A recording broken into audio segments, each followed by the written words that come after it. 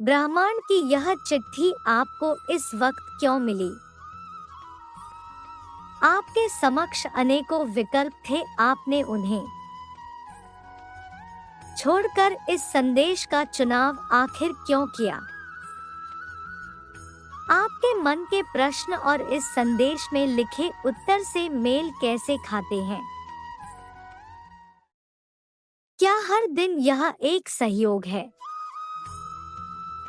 या कोई दिव्य शक्ति आपकी हर बात को सुन रही है? विचार करिए, आप स्वयं सही उत्तर से परिचित हैं। मेरे प्रिय, आपको बहुत बड़ी खुशी प्राप्त होने वाली है। मैं भी तुम्हारी जैसे एक आत्मा हूँ, लेकिन मुझे परमात्मा कहते हैं। मैं आता ही हूँ जब दुनिया में दुख अशांति बढ़ जाती है। जब धर्म को भुला तुम आत्माएं दुख को पा लेती हो। मैं परमपिता परमात्मा इसी समय आता हूँ और पुनः स्वर्णिम सत्युगी सुख की दुनिया की स्थापना करता हूँ। तुम सभी आत्माओं का कल्याण करता और तुम्हें दुख से छुड़ाकर सुख में ले जाता हूँ। इसीलिए जब भी तुम दुखी होते हो तो मुझे याद करते हो। मेरे अति प्रिय बच्चे, तुमने मेरे बारे में बहुत कुछ सुना होगा, मेरे बारे में पढ़ा होगा, लेकिन अब समय आ गया है कि मैं तुमसे सीधे बात करूं। तुम्हें वह सच्चाई बताऊं जिसकी तुम्हें तलाश थी। इससे पहले कि मैं तुम्हें अपने बारे में बताऊं, मैं तुम्हें तुम्हारे अपने बारे में याद दिला दूं। मीठे बच्चे, तुम वह नहीं हो जो तुम्हें लगता है कि तुम हो। नाम, धर्म, पेशा, संबंध, यहाँ तक कि तुम यह शरीर भी नहीं हो जिसे तुम अपनी भौतिक आंखों से देखते हो। तुम एक दिव्य चेतना हो, ऊर्जा के अति सूक्ष्म चमकते सितारे हो, जो इस शरीर का उपयोग कई भूमिकाएं निभाने के लिए करता है। तुम एक पवित्र, शांत स्वरूप, प्रेम स्वरूप, शक्तिशाली आत्मा हो। इस दुनिया में आने से पहले आप सभी अपने घर में रहते थे, आत्माओं की दुनिया, संपूर्ण शांति और पवित्रता की दुनिया में। लेकिन आपको, मेरे प्यारे बच्चों को, इस धरती पर अपनी भूमिका निभानी थी, जिसके लिए आप अपना घर छोड़कर इस सृष्टि पर आए। जब आप पहली बार इस सृष्टि पर आए तो आप संपूर्ण, सतोप्रधान और दिव्य थे। आप में से हर एक के पास पहनने के लिए एक आदर्श शारीरिक पोशाक था, और यह दुनिया एक आदर्श दुनिया थी। दिव्यता, प्रेम और समृद्धि की दुनिया, जिसे पैराडाइज, हेवन, स्वर्ग, जन्नत कहते हैं। जब आपका शरीर पुराना हो जाता, आप बस पुरानी ड्रेस बदल नई पहन लेते और अपना नया रोल निभाते।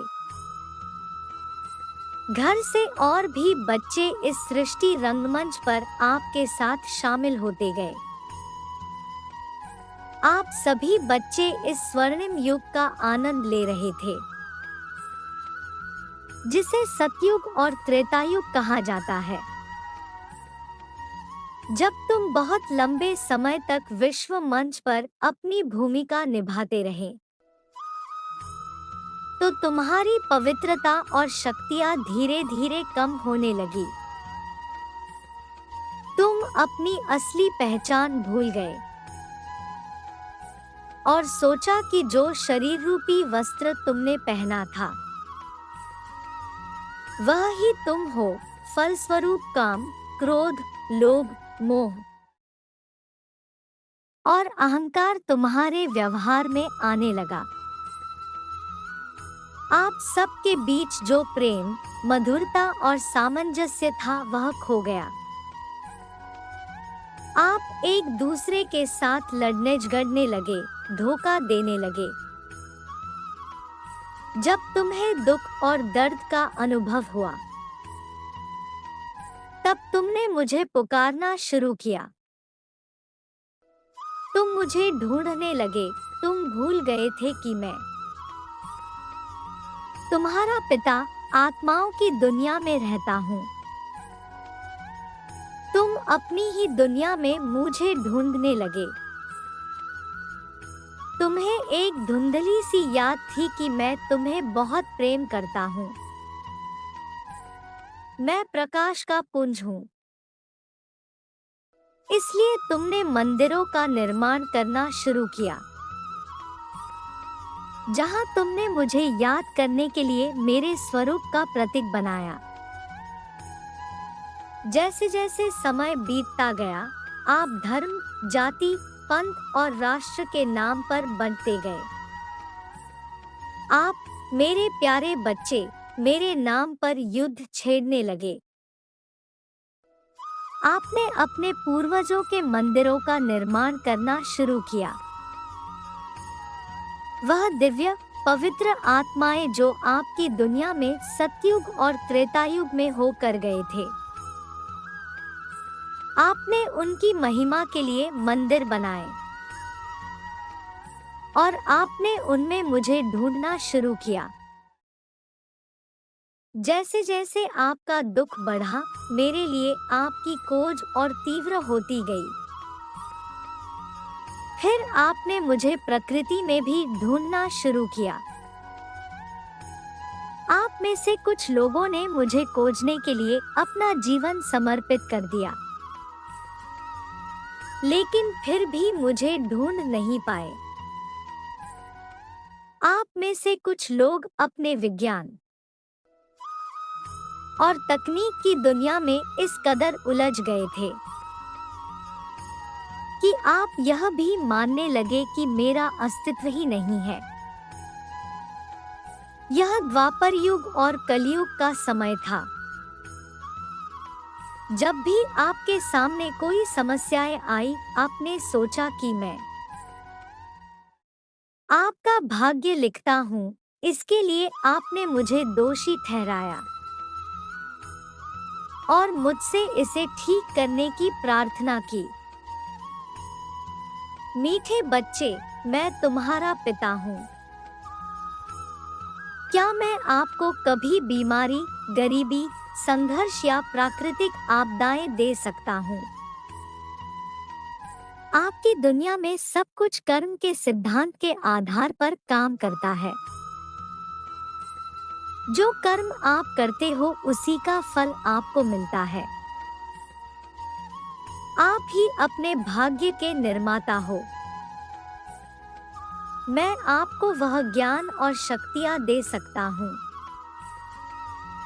कि जिससे आप एक अद्भुत भाग्य बना सकें। लेकिन इसके लिए आपको मुझसे जुड़ने और मेरे द्वारा दिए जा रहे इस ज्ञान का अध्ययन करने की आवश्यकता है। मेरे प्यारे बच्चों, तुम्हारी तरह मैं भी केवल एक ज्योतिर्मय बिंदु हूँ।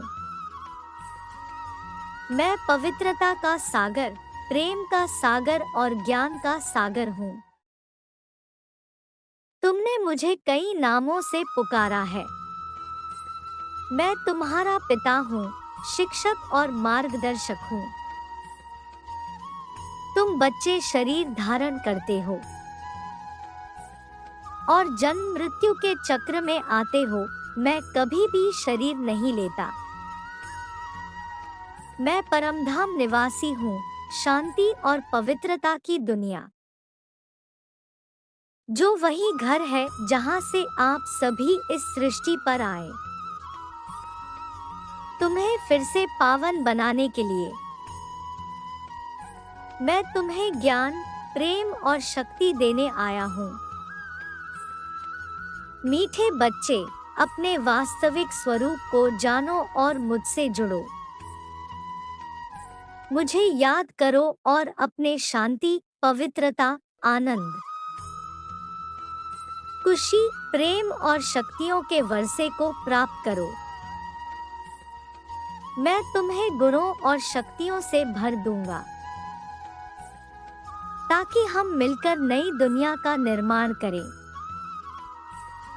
एक ऐसी दुनिया जहां शांति ही धर्म है, प्रेम ही भाषा है,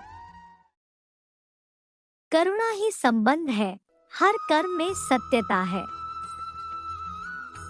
और खुशी ही जीवन जीने का तरीका है। परमात्मा पिता का हम बच्चों से यह वायदा है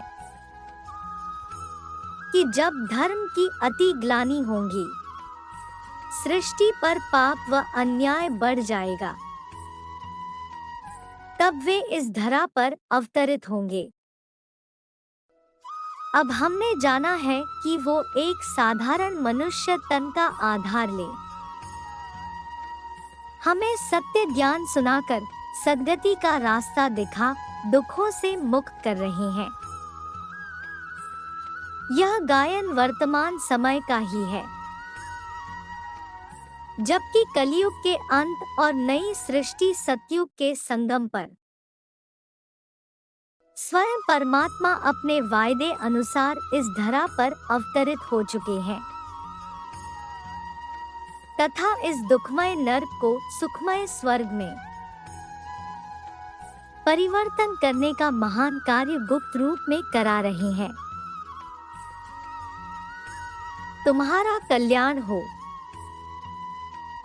खुश रहो मेरे बच्चे।